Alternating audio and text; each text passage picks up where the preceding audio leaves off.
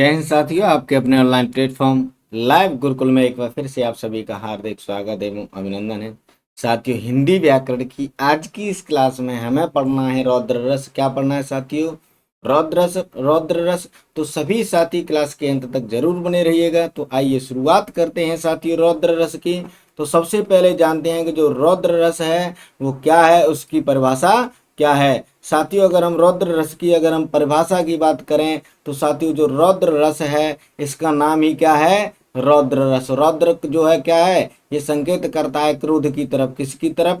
क्रोध की तरफ। तो यहाँ हम बात करते हैं जो रौद्र रस में क्रोध की, यानी किसी व्यक्ति के द्वारा यानी कोई भी व्यक्ति हो सकता है, क्रोध में किए गए अपमान, यानी क्रोध में आकर के अपमान कर दे। और वो अपमान किसका करे? वो किसी का भी कर सकता है। हमारे माता पिता का अपमान कर सकता है, हमारे गुरुजनों का अपमान कर सकता है। किसका कर सकता है? हमारे माता पिता का जो है अपमान कर सकता है, हमारे गुरुजनों का अपमान कर सकता है, निंदा कर सकता है। ठीक है। तो यहाँ पर जो है अपमान किसका करेगा? माता पिता का करेगा। किसका? माता पिता, है ना। हमारे गुरुजन, है ना। हमारे गुरुजन, हमारे धर्म की, है ना, हमारे धर्म की। तो अगर इन चीजों का कोई व्यक्ति अपमान करता है क्रोध में आकर के, ठीक है, तो उससे जो उत्पन्न भाव होता है वो भाव ही क्या होता है? क्रोध। जब वो हमारा अपमान करेगा तो हमारे अंदर एक भाव पैदा होगा, और उस भाव की परिपक्व अवस्था को क्या कहेंगे साथियों? रौद्र रस कहेंगे। तो जो भाव होगा वो कौन सा होगा साथियों? भाव होगा क्रोध भाव, यानी हमारे अंदर क्रोध जग जाएगा। क्या जग जाएगा? क्रोध आ जाएगा हमें किसी व्यक्ति के द्वारा। जब हमारे किसी गुरुजन का, किसी माता पिता का, या हमारे धर्म का अगर कोई अपमान करता है तो हमारे अंदर एकदम से क्या आ जाता है? क्रोध आ जाता है। और वही क्रोध जब विभाव आदि, यानी जो विभाव अनुभाव है ना, संचारी भाव, इन सब से मिलकर के जब वो परिपक्व अवस्था में पहुंचता है तो उस परिपक्व अवस्था को ही साथियों क्या कहते हैं? हम रौद्र रस कहते हैं। क्या कहते हैं? रौद्र रस। यानी रौद्र रस में सीधी सी बात है, क्रोध से संबंधित बातें होंगी। किससे? क्रोध, गुस्सा से, है ना। यानी हमें किसी बात को सुन करके, है ना, किसी को देख करके, है ना, जब हमें एकदम से क्रोध आने लगे तो वहां पर क्या है? क्रोध जो है रौद्र रस होगा। कौन सा रस होगा साथियों? रौद्र रस होगा। अगर हम इसके साथियों स्थायी भाव की बात करें तो इसका स्थायी भाव क्या हो जाएगा? इस प्रकार जो है क्रोध, इसका स्थायी भाव हो जाएगा। क्या हो जाएगा? स्थायी भाव क्रोध हो जाएगा। वहीं अगर हम इसके जो है अनुभाव की बात करें तो अनुभाव क्या हो जाएगा साथियों? अनुभाव हो जाएगा आंखें लाल होना। यानी जब हमें क्रोध आएगा तो हमारी आंखें क्या हो जाएगी? हमारे शरीर में क्या अंतर आएगा? हमारी आंखें लाल होंगी, हमारे होठ फड़फड़ाने लगेंगे, दांत पीसना, एकदम से दांत भींचना, क्या हो जाएगा? अनुभाव हो जाएगा। शत्रुओं को ललकारना, जब हमारा कोई मान करेगा तो हम उसको ललकारेंगे कि आ जा, ठीक है, अभी तुझे देखते हैं, अभी तुझे फाड़ देंगे, है ना। इस प्रकार से हम क्या करेंगे? उससे जवाब देने लगेंगे, ललकारने लगेंगे, अस्त्र शस्त्र चलाने लगेंगे। हमारे पास जो हथियार चलेंगे होंगे, हमारे पास कुछ भी हथियार होगा, लाठी होगा, डंडे होंगे, है ना, बंदूक होगी, है ना, तोप होगी, है ना, परमाणु बम होगी, जो भी होगा, हमें गुस्सा आएगा तो हम उसे चलाने लगेंगे। तो ये क्या हो जाएगा? यहाँ पर ये सारी चीजें जो अस्त्र शस्त्र हैं, अस्त्र शस्त्र का चलाना, शस्त्रुओं को ललकारना, दांत भींचना, पीसना, है ना, होठों को फड़फड़ाना, आंखें लाल होना, ये सब क्या है साथियों? ये अनुभाव के भाव हैं। क्या है साथियों? ये अनुभाव के उदाहरण है। क्या है? अनुभाव के उदाहरण है। ये अनुभाव होंगे, है ना। इसके अलावा इसके अगर हम उद्दीपन विभाव की बात करें साथियों तो जो इसका उद्दीपन विभाव होता है वो होता है अनिष्ट कार्य, यानी कार्य का बुरा हो जाना, है ना, कि निंदा होना, कठोर वचन, अपमानजनक वाक्य। अगर ये चीजें किसी के द्वारा बोली जाती तो जो बोली जा रही हैं या जो बुरे काम किए जा रहे हैं, यही सब क्या करते हैं? हमें उद्दीपित करते हैं, हमें उत्तेजित करते हैं। कोई हमें गाली देगा तो उसकी गाली क्या होगी? हमें एकदम से उत्तेजित करेगी। कोई लड़ रहा है हमसे, है ना, वो गाली दे रहा है, निंदा कर रहा है हमारे, ठीक है, किसी माता पिता तो हमारे माता पिताओं की, है ना, हमारे गुरुओं की, हमारे धर्म की, हमारे देवताओं की। अगर कोई हमसे, है ना, निंदा कर रहा है, कठोर वचन बोल रहा है उनके प्रति, है ना, हम उनका अपमान कर रहा, अपमानजनक शब्द बोल रहा है, तो ये क्या करेंगे? ये सारी चीजें ये उद्दीपन का कार्य करेंगे। क्या करेंगे? उद्दीपन का कार्य करेंगे। अगर हम आलम्बन की बात करें तो आलम्बन में क्या होगा? यानी जो सामने वाला अपराधी व्यक्ति है वो हमारा क्या होगा? वो आलम्बन बन जाएगा। हम हमारा जो शत्रु है ना, हमारा जो विपक्षी है, यानी जो दुराचारी है, बुरे काम करने वाला है, अत्याचारी है, अन्यायी है, ये सब व्यक्ति क्या हो जाएंगे, आलम्बन हो जाएंगे। क्या हो जाएंगे साथियों, आलम्बन हो जाएंगे। क्या हो जाएंगे, आलम्बन हो जाएंगे। ठीक है, तो अगर हम आगे बात करें संचारी भाव की, तो इसके जो संचारी भाव होते हैं, सारी जो संचरण करने वाले भाव होते हैं मन में, वो होते हैं मोह, है ना, उग्रता, क्रोध आ जाना, आशा, है ना, हर्ष, खुशी, स्मृति, उत्सुकता, अमर्ष यानी दुख।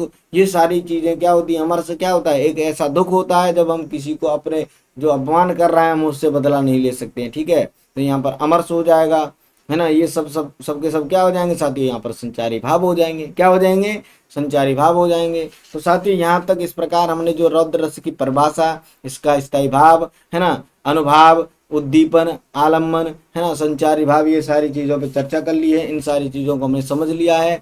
साथियों क्या होता है, कभी कभी इनमें इनके जो जो रस हैं, इनके जो वर्ड वर्ड पूछ लिए जाता है।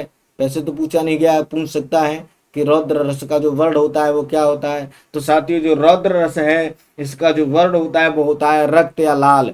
रक्त या लाल, यानी रक्त भी कह सकते हैं इसको, लाल भी कह सकते हैं, क्योंकि रक्त भी कैसा है, लाल है। इसके अलावा इसके जो देव हैं वो रुद्र होते हैं साथियों। कौन होते हैं इसके जो देवता हैं, तो इस चीज को नोट कर लेना आप। इनके जो देवता होते हैं वो क्या होते हैं साथियों, रुद्र होते हैं। इनके जो देवता हैं इस रस के, वो कौन से हैं, रुद्र हैं, रुद्र देव हैं इसके देवता। ठीक है, रुद्र, है ना। तो ये चीज आप नोट कर लो। इसके बाद हम इसके कुछ उदाहरण देखते हैं कि करके। अगर हम इसके एक उदाहरण की बात करें साथियों, तो इनका जो पहला उदाहरण है वो है, सुनहु भानुकुल पंकज भानु, कहूँ सुभायो न कुछ अभिमानु, जो जो तुम्हारी अनुशासन पावो, कंदुक एव ब्रह्मांड उठावो।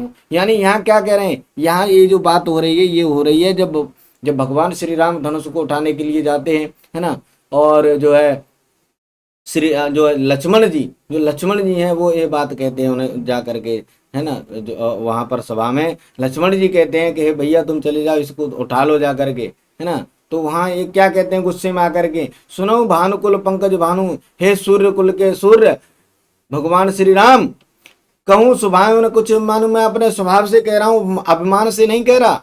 यानी जो तुम्हारी अनुशासन पाऊं, अगर तुम्हारा आज्ञा हो, तुम्हारा अनुमति हो, तो मैं इस ब्रह्मांड को भी एक गेंद की तरह उठा सकता हूं। तो हे प्रभु, तुम क्यों नहीं इस धनुष को जा करके उठा सकते हो। तो यहाँ पर क्या है, एकदम से ये रौद्र रस है, यानी वो क्रोध में आकर के कहते हैं, जब वहां कोई इस धनुष को नहीं उठा सकता, धनुष को कोई नहीं उठा पा रहा है वहां पर, तो उन्हें क्रोध आ जाता है कि हे प्रभु आप जाइए, हे भैया आप जाइए और इसे उठा करके तो इसका जो है जो चाप है उसे चढ़ा दीजिए, है ना, जो प्रतंचिया है जो है इसकी चढ़ा दीजिए जा करके। अगर आपकी आज्ञा हो तो मैं इस ब्रह्मांड को भी उठा सकता हूं। तो ये धनुष क्या है, तो यहाँ पर क्या है, एकदम से क्रोध की बात की गई है। किसकी, क्रोध, यानी यहाँ पर क्या है, एकदम से क्रोध की भावना उत्पन्न हो रही है। क्या है, क्रोध की भावना उत्पन्न हो रही है जो है लक्ष्मण जी के अंदर। तो इसे क्या कहेंगे साथियों, यहाँ पर रौद्र रस का उदाहरण कहेंगे। इस प्रकार अगर हम अगला उदाहरण देखें तो अगला आता है, कांचे घट जिमि डारों फूरी।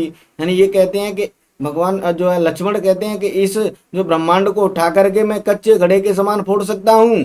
सकूं मेरे मूलक जिमि तोरी, मैं इसे जो है जो मेरु की तरह इसको तोड़ सकता हूँ, है ना। जो कमल है उसकी डंडी जो होती है उसकी तरह मैं इसको तोड़ सकता हूँ। तब प्रताप महिमा भगवान, हे भगवान श्री राम, हे प्रभु आपकी महिमा को ये जो धनुष है वो नहीं जानता है, जो पुराना धनुष है ये नहीं जानता है। ठीक है, इस वजह से ये नहीं उठ रहा है। अगर तुम चले गए तो ये इसको आराम से उठा सकते हो। ठीक है, तो इसे तुम ये तुम्हारी महिमा को नहीं जानता। तो यहाँ पर भी क्या है साथियों, यहाँ पर भी एक तरह से रौद्र रस है। क्या है, रौद्र रस है। अगर हम बात करें अगले उदाहरण की साथियों, तो अगले उदाहरण में भी यही वही बात की जा रही है, उसी समय की धनुष टूटने के समय की। यानी जब धनुष टूट जाता है तो वहां पर जो है परशुराम जी आ जाते हैं गुस्से में आकर के, एकदम क्रोध में आकर के धनुष कैसे ने तोड़ दिया।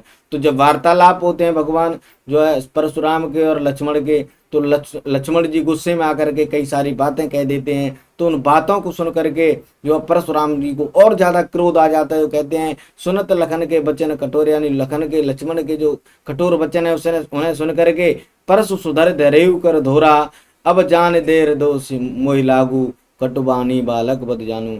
यानी ये जो है अब मेरा धैर्य खो रहा है, इसके वचन सुन करके, लक्ष्मण के वचन सुन करके मैं अपना धैर्य खो रहा हूँ, है ना। हे वहां पर सभा में बैठे हुए लोगों से कह रहे हैं कि आप सभी देख लो, हम अब ये जो बालक है, ये जो लक्ष्मण है, मैं इसका वध करने वाला हूं। अगर ये इस प्रकार बोलता रहा, अब अगर चुप नहीं हुआ तो मैं इसका वध कर दूंगा, इसकी जान ले लूंगा।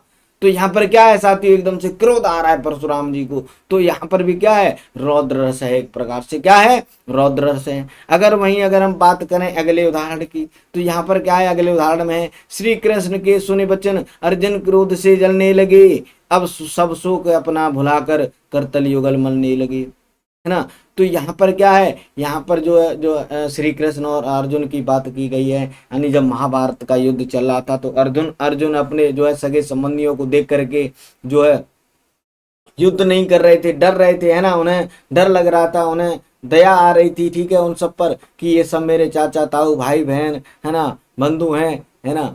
तो मैं इनको कैसे मारूंगा, मेरे गुरुजन हैं, मेरे ताऊ हैं, मेरे चाचा हैं, मेरे भाई हैं, मैं इनको सगी संबंधियों को कैसे मारूंगा। तब श्री कृष्ण उन्हें बताते हैं, उन्हें सच्चाई बताते हैं, ठीक है। तो वो जो वचन इस प्रकार जब वो उन्हें सुना देते हैं, बता देते हैं सच्चाई को, कि यहाँ पर कोई किसी का नहीं है, सब अपने, है ना, अपने धर्म के लिए लड़ रहे हैं, ठीक है, अपने जो उनका धर्म है उसके लिए ये सारे काम हो रहे हैं। तो ये सारी चीजें जब वो उन्हें बता देते हैं, ठीक है, तब अर्जुन को एकदम से क्रोध आ जाता है, और वो अपना जो वो शोक कर रहे थे, जो वो दुख कर रहे थे, उसे भुला करके एकदम से युद्ध करने के लिए तैयार हो जाते हैं। उन्हें गुस्सा आ जाता है, क्रोध आ जाता है। तो यहाँ पर भी साथी क्या है, एक तरह से रौद्र रस है। क्या है, रौद्र रस है, ठीक है। तो मुझे लगता है कि ये जो उदाहरण है, ठीक है, ये जो इसकी परिभाषा है रौद्र रस की, स्थायी भाव है, अनुभाव है, उद्दीपन, आलम्बन, संचारी भाव, ये सारी चीजें आप लोगों की समझ में आ गई होंगी, ठीक है ना।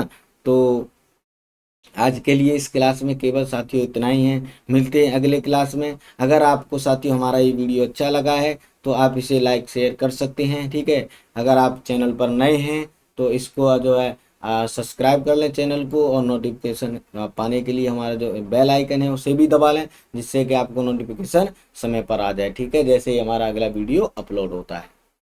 तो आज के लिए केवल इतना ही, हम मिलते हैं अगले वीडियो में। तब तक के लिए सभी साथियों को जय हिंद, वंदे मातरम,